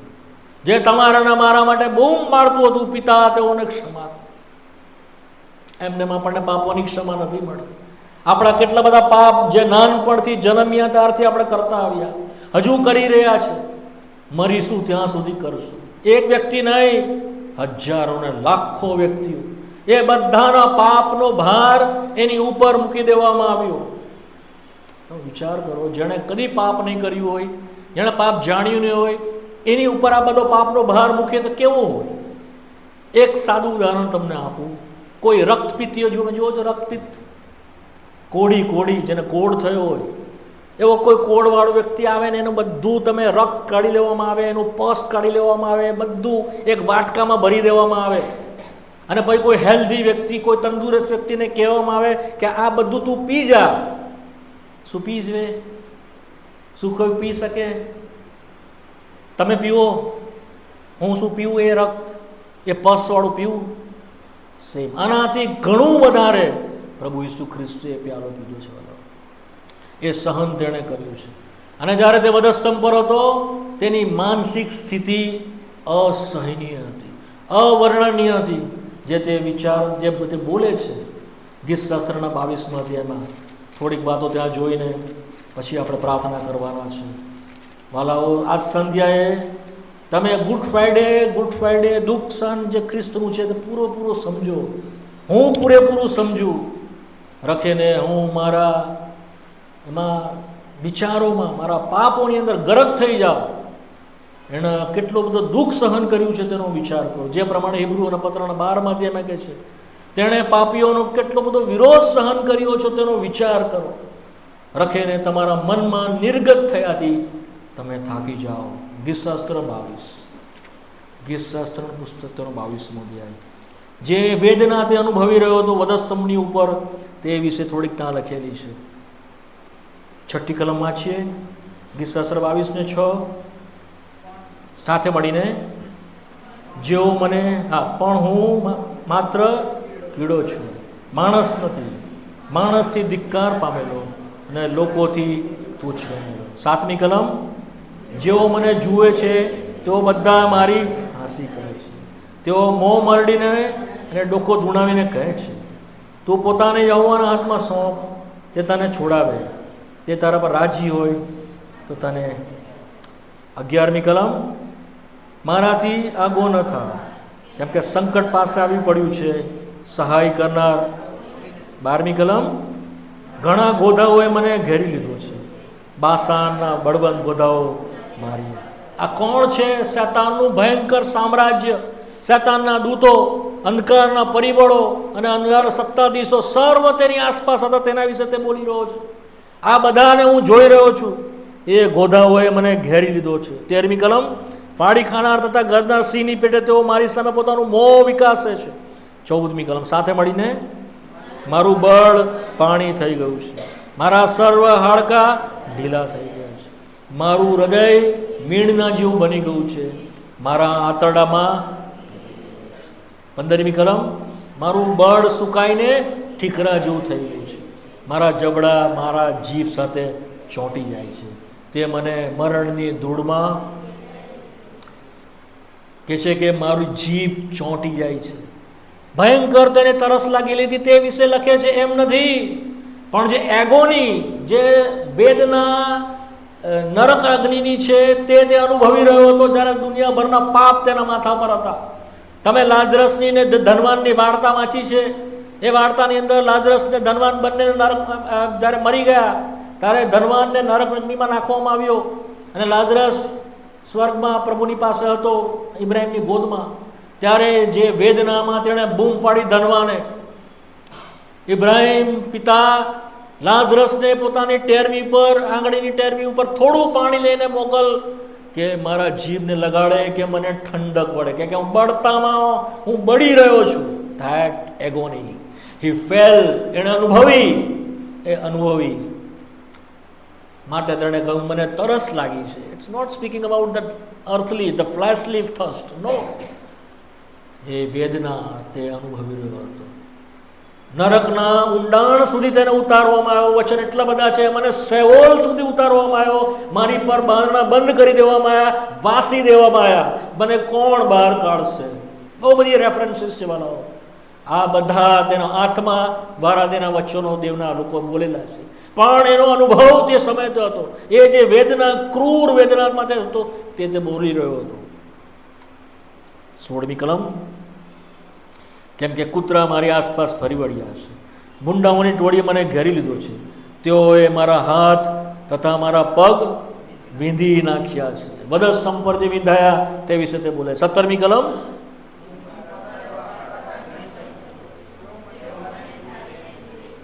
તેઓ માહે માહે મારા લુગડા વેચી લે છે, મારા જબ્બાના માટે તેઓ. પછી એણે કહ્યું, પણ હે યહોવા તું દૂર, હે મારા આશ્રય, મારી. કેમ એણે કહ્યું? પ્રભુએ છોડી દીધો. પ્રભુ એને લૂકની સુવાર્તા, માથીની સુવાર્તા, 26મો અધ્યાય, 27મો અધ્યાય, 46મી કલમ. માથી 27-46 સાથે મળીને વાંચીએ. અને આશરે 9મી હોરાએ ઈસુએ મોટે ઘાટે બૂમ પાડી, એલી એલી લમા સબકથની, એટલે ઓ મારા દેવ તે મને કેમ મૂકી?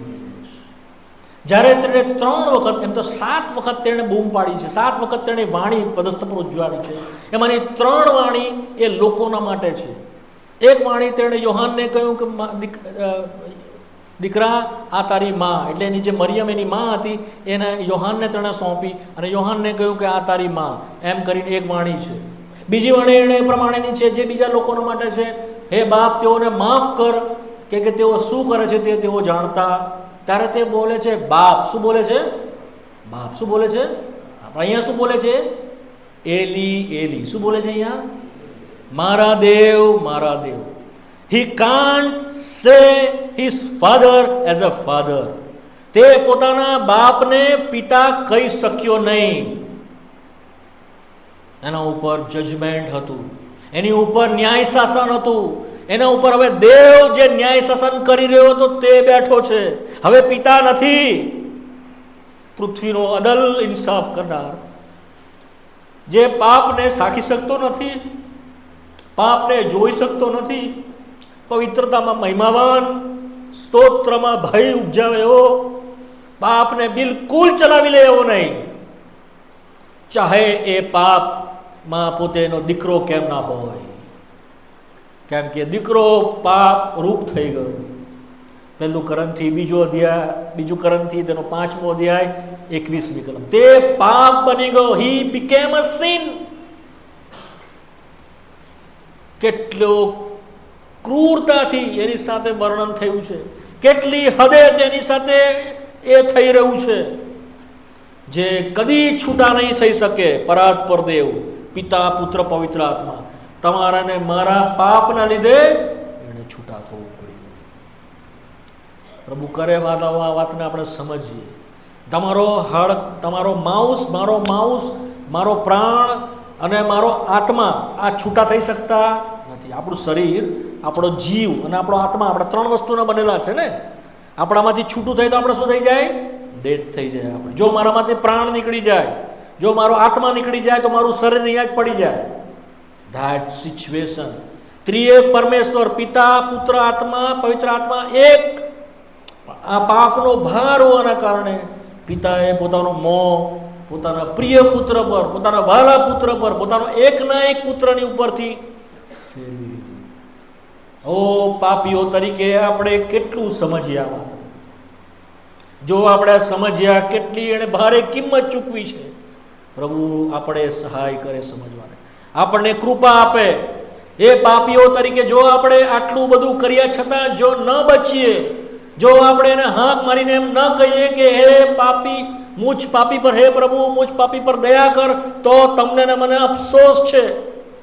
આપણે એટલા માટે નરકમાં નહીં જઈશું કેમ કે આપણે પાપી છે. પણ આપણે એટલા માટે નરકમાં જઈશું કારણ કે આવા દીકરા ઈસુ ખ્રિસ્તે આપણી પાપની શિક્ષા ભોગવી છતાં આપણે તેનો સ્વીકાર નહીં કર્યો.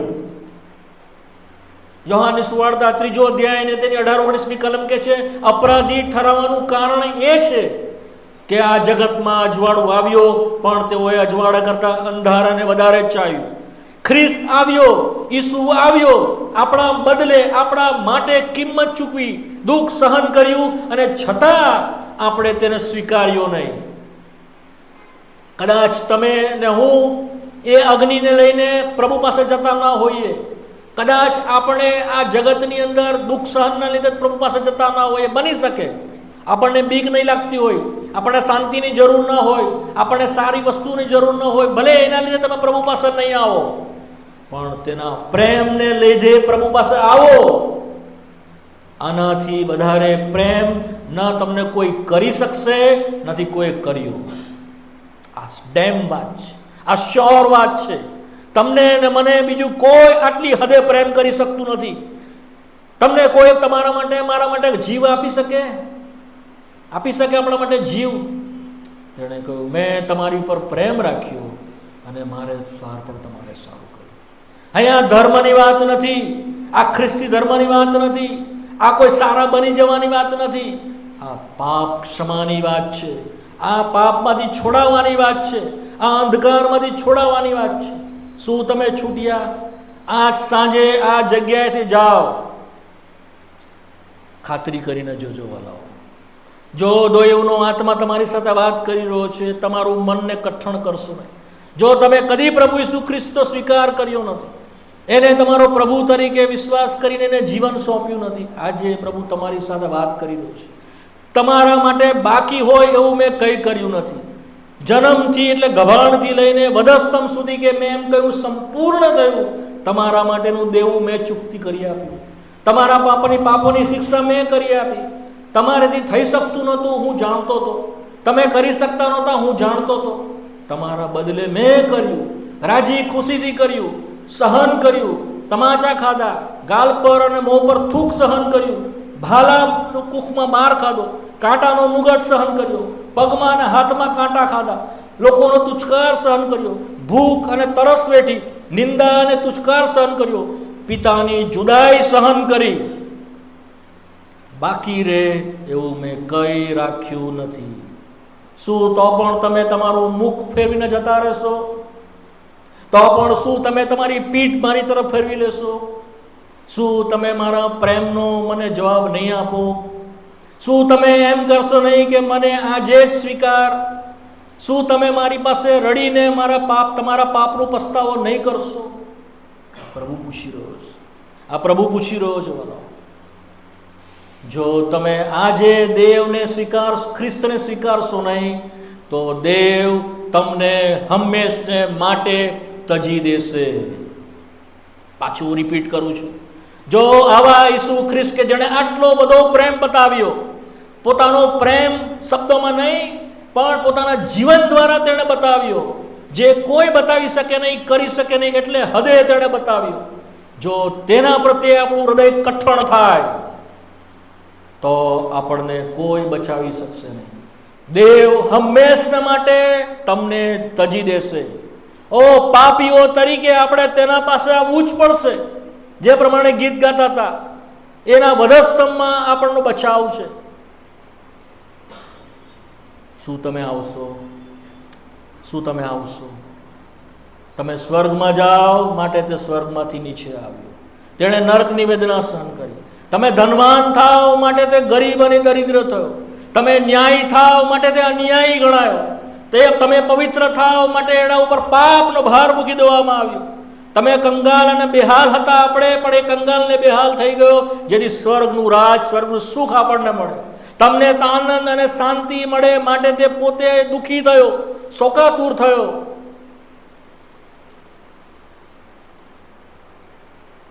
જો હજી પણ આપણા મન કઠણ કરીએ, આપણા માટે બચવાનો કોઈ રસ્તો નથી. શું કરવાનું છે આપણે? What can we do?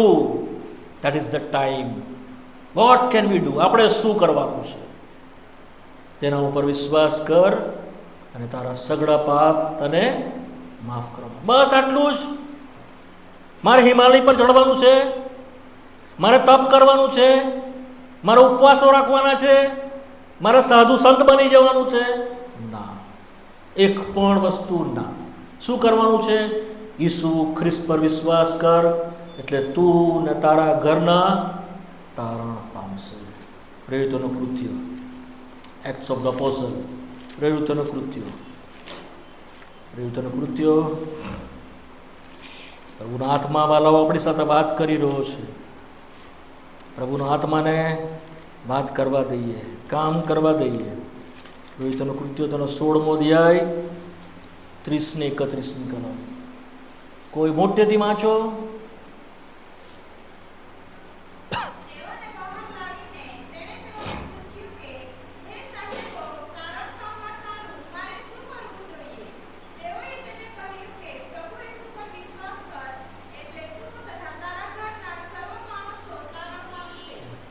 પ્રભુ ઈસુ પર વિશ્વાસ કર. બસ, તેણે તમારા ને મારા બદલે દુઃખ ઉઠાવ્યું છે એવો વિશ્વાસ કર. તેણે તમારા ને મારા બદલે કિંમત ચૂકવી છે એવો વિશ્વાસ કર અને તમારું જીવન એને સોંપી દે. બસ આટલું જ. બાકીનું બધું તેણે કર્યું છે અને તે કરશે. જેઓ પ્રભુ ઈસુ ખ્રિસ્ત સાથે બરાબર ચાલતા નથી તેઓના માટે શું તમે પાપોની સાથે રમત રમવાનું ચાલુ રાખશો? શું પાપની સાથે અને પ્રભુની સાથે બંનેમાં રહેવાનું ચાલુ રાખશો? શું આ જગતનું આકર્ષણ તમને ખેંચે છે? શું ખ્રિસ્તની પ્રીતિ, ખ્રિસ્તનો પ્રેમ તમને ખેંચતું નથી? હિબ્રુઓનો પત્ર 12મો અધ્યાય, હિબ્રુ ચેપ્ટર 12, હિબ્રુઓનો પત્ર 12મો અધ્યાય વાંચીને બંધ કરીશું. હિબ્રુઓનો પત્ર 12મો અધ્યાય 3 કલમ સાથે મળીને વાંચીએ. 224 નંબરના પાના ઉપર હિબ્રુઓનો પત્ર 12મો અધ્યાય 3 કલમ. તો જેણે પાપીઓનો એટલો બધો વિરોધ સહન કર્યો તો એનો વિચાર કરો. રખેને તમે તમારા મનમાં નિર્ગત થયાથી કેટલો બધો પાપીઓનો તેણે વિરોધ સહન કર્યો તેનો વિચાર કરો. જો તમને એવું લાગે છે કે તમારું દુઃખ ભારે છે તો આ દુઃખનો વિચાર કરો. જો તમને એવું લાગે છે કે તમે હવે થાકી ગયા છો, પ્રભુના માટે જીવી શકતા નથી, આનો વિચાર કરો. જો તમને એવું લાગે છે કે જગતમાં આકર્ષણ ઘણું બધું છે, જગતમાં મને જીવી લેવા દો, હું જ્યારે મરવાનો થઈશ ત્યારે પ્રભુ પાસે આવીશ, આનો વિચાર કરો. તેને ભર જુવાનીમાં મરવાના માટે પોતાના આપી દીધા. એના માટે જીવો. પ્રભુના આત્મા એક વચન યાદ કરાવે છે. I am sorry to say but we have to read that. આપણે વાંચીશું. ફિલિપી 3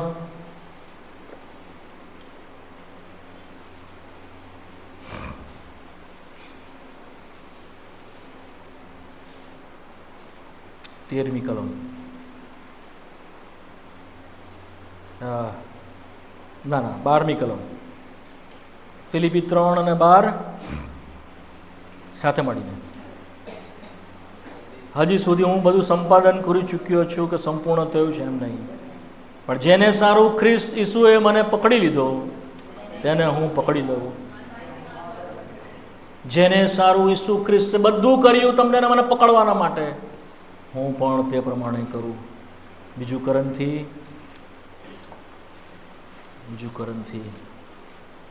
5મો અધ્યાય 15મી કલમ.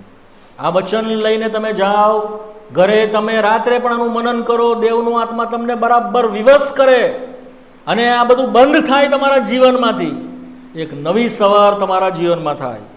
બીજું કરંથી 5 અને 15. અને જેઓ જીવે છે તેઓ હવેથી પોતાને અર્થે નહીં, પણ જે તેઓને વાસ્તે મૂવો તથા પાછો ઉઠ્યો તેને અર્થે જીવે. માટે તે સર્વને વાસ્તે પ્રાર્થના કરીએ. જો બની શકે તો વાલા થોડાક સમય ઘૂંટણ પર આવો. જે તેણે તમારાને મારા માટે જીવ્યો, તમારાને મારા માટે મરી ગયો, થોડોક સમય એને સ્મરણ કરીએ. કોઈને આમ તેમ જોશો નહીં, ટોયલેટ બાથરૂમનો ઉપયોગ કરશો નહીં. 2 મિનિટ માટે એકદમ શાંત રહો. દેવનો આત્મા તમારીને મારી મધ્યમાં મૂવ કરી રહ્યો છે. જો આજ તમે તેની વાણી સાંભળો તો તમારા હૃદયને કઠણ કરો. મને ખબર નથી તમારામાંથી કેટલા પ્રભુ ઈસુ ઉપર વિશ્વાસ કર્યા વગરના અહીંયા બેઠા છે.